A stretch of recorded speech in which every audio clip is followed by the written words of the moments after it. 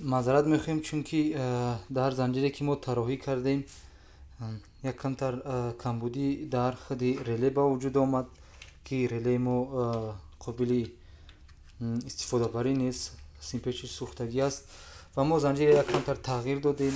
Ба ҷои релеи 24 волти AC мо 230 волтаро истифода кардем ва занҷирам мисли ҳамун занҷир тарроҳӣ кардем.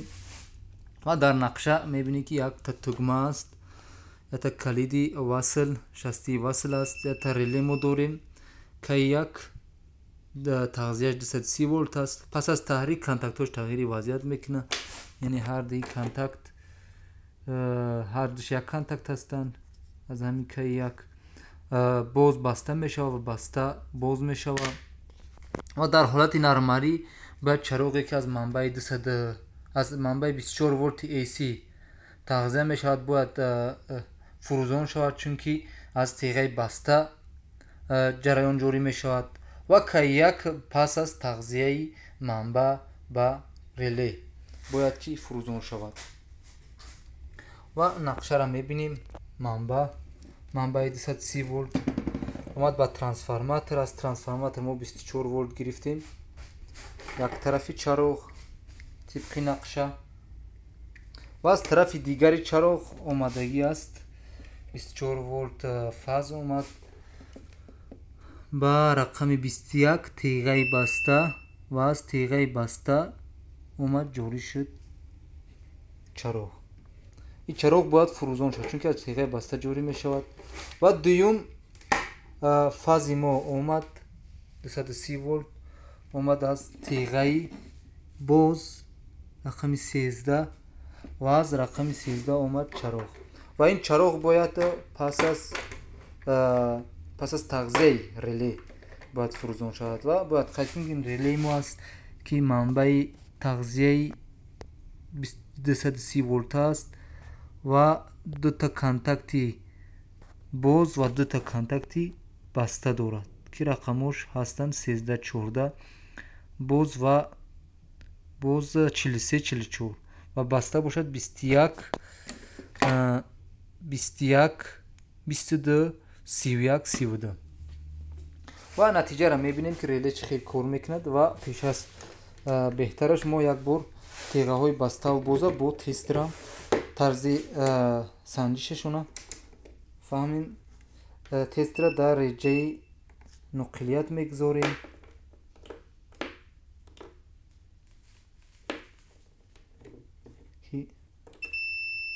бале, теғаи баста дар ҳолати нормалӣ, яъне 21-22 мегузаронам, аммо теғаи боз не. теғаи боз пас аз таҳрик бояд ки яъне пас аз тағзияи манба бояд нуқилата контакт теғаихча баста кунад ва манбаро таъмин мекунем. 230 волт чароғе ки аз манбаи 24 волт ки аз теғаи баста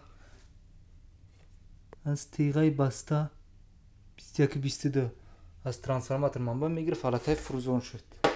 яъне дар ин қисмат аз теғаи бастаи мо ки чароғи HL2 фурӯзон шуд ва мо бо воситаи шастӣ релера тағзия мекунем ба симпечиш манбаи 230 волта. яъне пас аз васли шасти AC1 K1 тағзия мешавад ва контактҳош тағйири вазъият мекунанд. яъне тағйири вазъият гуфта бори дигар мегӯем ки теғаи баста боз ва теғаи боз баста мешавад. ин аст принсипи оддитарин, соддатарин принсипе ки реле дорад. ҳолати нормалии ҳамин ҳолате ки аст ки реле симпечиш бе манба аст, бе манбаи тағзия аст. ҳамин ҳолата нормалӣ мегӯянд ва ҳамун NC ва NO ҳамин маъниро доранд ки дар ҳамин ҳолат вазъияти ҳамун теға ба чӣ гуна аст, баста аст ё ки боз аст. пас аз тағзия ҳатман тағйири вазъият мешавад. ин буд оддитарин схема оиди реле соленоид ё кам баъзан номша релеи фосилавӣ ҳам мегӯянд ба забони русӣ промежуточный реле, чунки дар аксари мавридҳо байни сигнали фосилавӣ дар байн ягон мақсад иҷро мекунад, ягон сигнала мегирад, баъд ба ягон ҷои дига медиҳад. аз ҳамин ҷиҳат ҳам номи релеи фосилавиро гирифтагӣ аст. ва дуюм қисмате ки мо дар ин релеҳоро як бори дигар дида мегзарем, ин қисми релеи ҳимояи серборӣ буд ва ӯро дар нақша як бор нишон медиҳем ки дар кадом нуқта пайваст мешавад. фарз кунем дар занҷирҳои идоракунӣ. ин занҷири соддатарин роҳандозии муҳаррики асинхронӣ ба сурати чапгард ростгард аст, ба сурати яки ба ҷои дигарӣ аст, чапгард ростгард яки ба ҷои дигарӣ аст. ва релеи серборӣ дар ин қисмат аллакай тиғаи басташ симкашиш иҷро мешавад дар занҷири идоракунӣ. яъне релеи сербории мо дар ин қисмат истифода шудааст тиғаи бастаи 95-96 мс ва тиғаи бозаш аксаран мисли ҳамон занҷире ки мо тароҳӣ кардем, яъне тиғаи бозаш яъне ба ин шакл тиғаи бозаш барои чароғҳои огоҳкунанда, яъне дар сурате ки муҳаррики мо аз серборӣ ҳимоя шуд, тиғаи бози ин баста мешавад ва як чароғ фурӯзон мешавад, то ки мо вазъияти ҳамон панела аз берун назорат кунем. релеи контроли фаза бошад, яъне ин реле бошад ҳатман аз ин қисмат, аз қисмати RST баъзан L1 L2 мегӯянд ба ин шакл RST, яъне аз ин қисмат фазаи якум, фазаи дуюм, фазаи сеюм пайваст мешавад, яъне ира мо бевосита ба манбаъ пайваст мекунем. яъне агар дар ҳамин қисмат агар мо ира тароҳӣ кунем, тахминан схемаш ба шакли зерин мешавад. RST аз фазаи якум мегирем,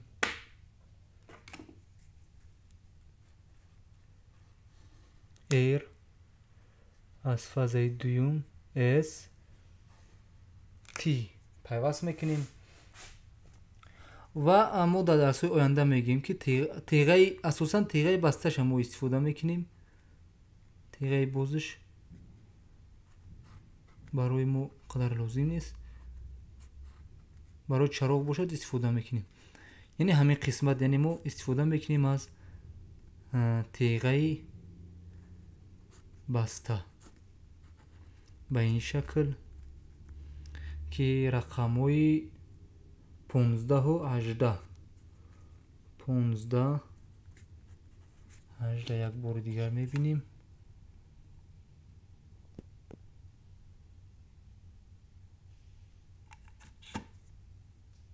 15-16 тиғаи басташ, 15-16 ва занҷири мо релеҳои ҳимоявӣ ҳамаш кулаш пайдарпай дар ҳамин қисмат анҷом мешаванд. яъне дар ин қисмат агар мо бинем муҳофизак аст, баъди муҳофизак релеи тиғаи бастаи релеи ҳимояи серборӣ ва боз релеи ҳимояи серборӣ ва ҳамин тиғаи бастаи ҳамин релеи контрол фаз ҳам дар ҳамин қисмат гузошта мешавад. яъне боз тиғаи бастаи ин мебиёяд аз ҳамин контрол фаз ва баъд мебиёяд стоп қат, шастии қат. агар ки мо инчунин ягон релеи дигар ба мисли мисол ин релеи фузуншиддатӣ ё ки афтиши шиддат ҳам дошта бошем, тиғаи бастаи ҳамиам сари пайдарпай дар ин қисмат пайваст мешавад, яъне аз шиддат инам, яъне пайдарпай кулли ҳамон релеҳое ки ҳимоя гузошта мешаванд дар ҳамин қисмат мо инчунин метавонем ки дар қисмати нейтрал ҳам ҳаминора гузорем. дар баъзе схемо дар ин қисмат гузошта мешавад дар сурате ки мисол ҳамин ягон ҳодисаи садамавӣ рух медиҳад, ин қисмат нейтрала қатъ мекунад ки ин ҳам ягон фарқияти куллӣ надорад. хусусан агар манбаи тағзияи симпеч дуфаза боша, ягон фарқият надорад чи мо дар ин қисмат мебинем чи дар ин қисмат. аммо дар стандарте ки мисол мо тароҳӣ мекунем IEC аст, аксаран қабул шудааст дар ҳамин ҷо кулли ҳамун релеҳое ки барои ҳимоя гузошта мешаванд пай дар пай дар аввал дар ҳар сурате ки ягон ҳолати садамавӣ рух дод, аз ҳамин аввал аз ҳамин қисми аввал занҷири идоракунии мо комилан қатъ мешавад. ва дигар қисмат буд, мо релеро дидем, релеҳои ҳимоявиро дидем, омадем ба релеи замон.